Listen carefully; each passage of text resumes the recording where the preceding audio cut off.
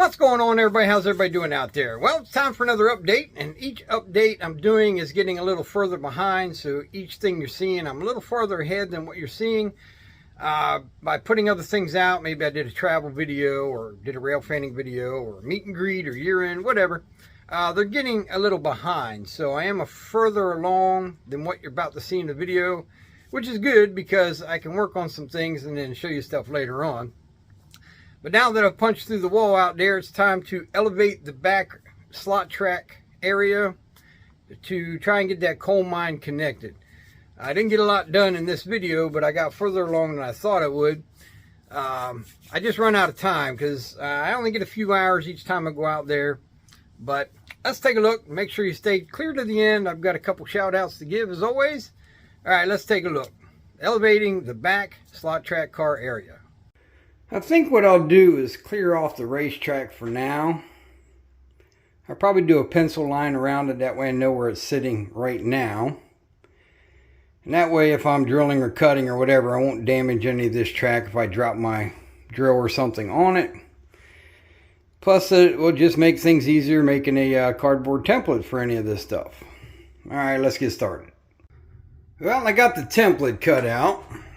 It worked out just fine.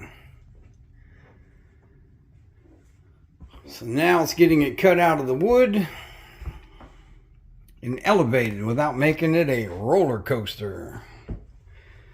So as you see, I had to do a slight curve out.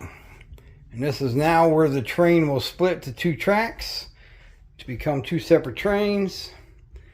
It's pretty even. So yeah, I think it's going to work out great. Let's get to cutting. That's a start. I got the first two easy pieces cut. But I am out of lumber. I used up all the scrap pieces I had.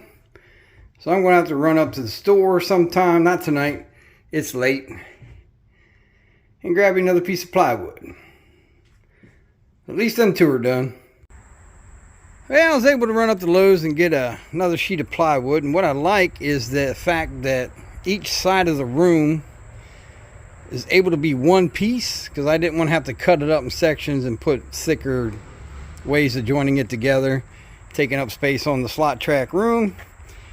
And it still leaves me a nice piece in the center for a good sized piece of scrap for work later on down the road. So let's get them traced, cut out, and see what they look like. Well, there they are. Templates have been laid on the plywood and cut out, so we have both left and right side of the room. Now I just got to figure out how to elevate them.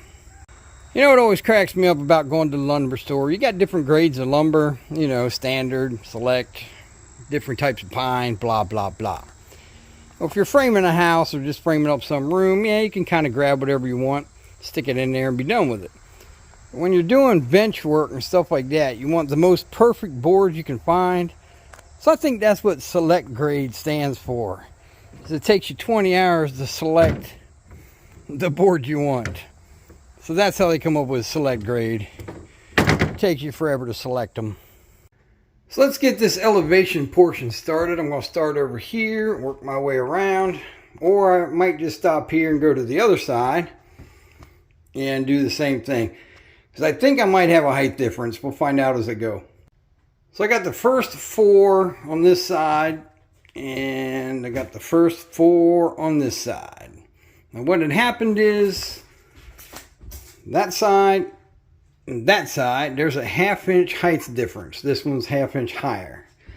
So what I'm going to do is I'm going to mark the wall right there, which I already did. I'm going to mark it at 9 1/4 inches. And I'll make the difference match that on each side.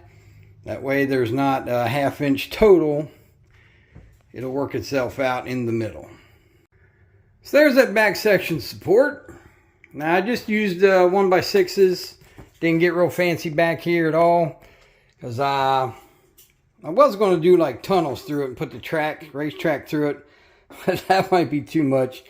And I'm thinking maybe I'll do some scenery here eventually for the racetrack. So I don't want to hassle with putting track through back there. But that's the upper portion there. Now the only thing I got left is both curve elevations there So let's work on that. I might get a little more fancy with those. I want to save a little space right in these sections. So my next uprights, I'm going to get a little more fancy with. I'm going to kind of make it look like highway overpass style concrete things. Basically what I've done is 1x3s, which you know are 2.5. And then I did 40-degree cuts down from that. And then drew a little hole in there halfway through, glued it, and then put a screw in. So that'll keep this nice and tight when it dries. And that'll save me some space for the racetrack instead of using the 1x5s or the 1x4s. That'll save me a little bit of space. Plus it'll give it a different look. So the garden side is done for all the uprights to raise up the coal mine. As you can see, I'm using pocket screws. Offsetting one on each side to help try and keep it even and pull against each other.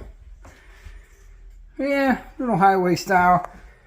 Because that might be exposed. I might landscape this later on down the road, so I didn't care about that. But also, like I said, I wanted room for, I didn't want to take up that much space for trackage. This one I just use 1x4s straight up and down. Because the width of the board I cut didn't make it too difficult. Let's get the creek side done. Whew. I think overall this is going very well. But I am going to have to stop for today. I've been out here a few hours and running up and down them steps trying to get all these measurements because the saw's downstairs. I don't want all the sawdust up here. So if I mess up a cut, because I can't adjust them, the cut has to be kind of perfect because I'm using the pocket hole saws. So if I mess the cut up, I got to go right back downstairs, shave a little off, something like that. So I think I'm going to stop right here. Well, there you go, man. I'm really liking how this is turning out. I wish I would have done every one of the uprights for that elevation as the highway looking ones instead of just the straight wood. But that's okay. Some might be covered up later on down the road by scenery. I've been studying on maybe raising the slot track car to give it some mountain hills and all that stuff. That's further down the road as well. Let's just get the coal mine complete. So I got a few shout outs. I got a super thanks from my good friend Dex. Let's take a look. Dex is a good friend. As you guys may have seen, I've mentioned him before. He doesn't have a channel, but he supports my channels.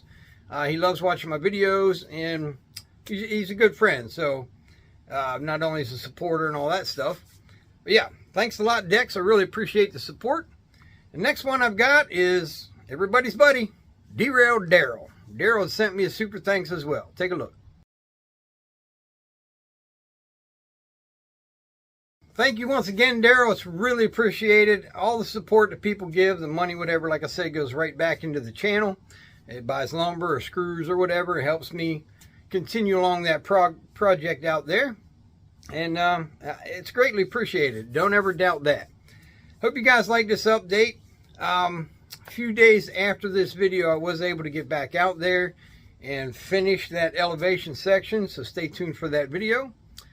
And I hope you guys are liking my progress. All right, till next time, like, share, subscribe. Don't cost nothing. Hit that button. Happy out. Go to the description. Check out Darrell's channel.